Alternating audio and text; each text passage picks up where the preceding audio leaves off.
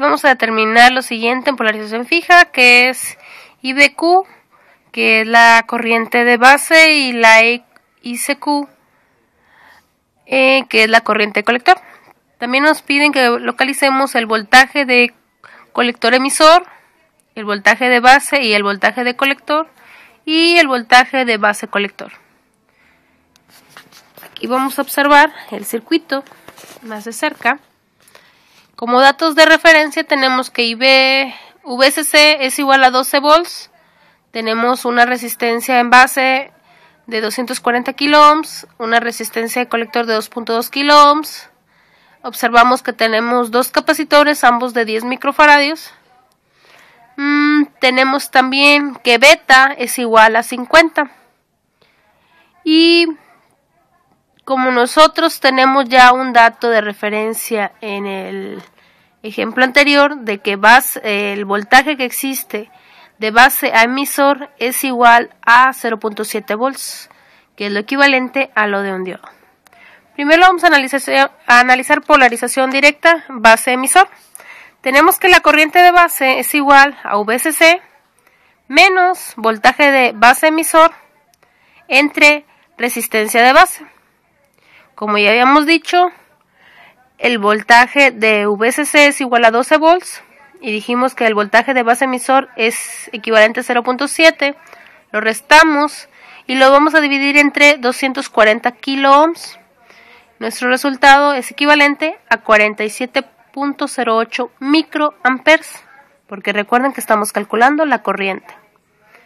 Después, para calcular lo que es ICQ, tenemos que la fórmula es igual a beta por IB, que en este caso es la corriente de base.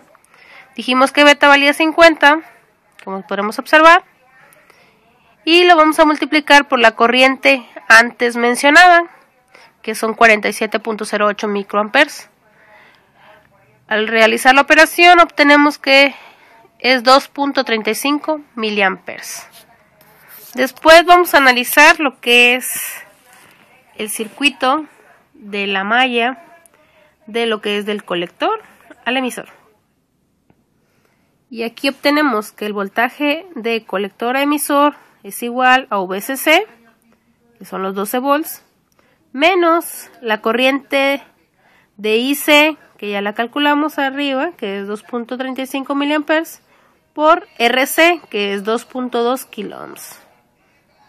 Y obtenemos que es igual a 6.83 volts. Como ya no me alcanzo espacio, acá lo continúo. Después me pide que localice el voltaje de el voltaje de base y el voltaje de colector.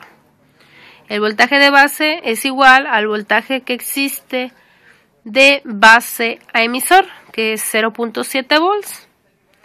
Y el voltaje del colector es igual al voltaje de colector emisor, que serían los 6.83 volts. Como ya habíamos mencionado, es la diferencia que existen entre ambos.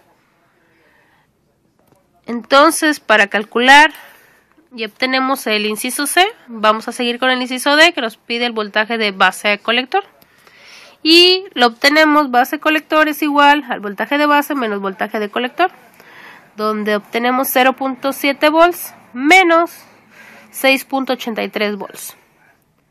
Como ustedes podrán observar, nuestro resultado sale negativo, que es menos 6.13 volts.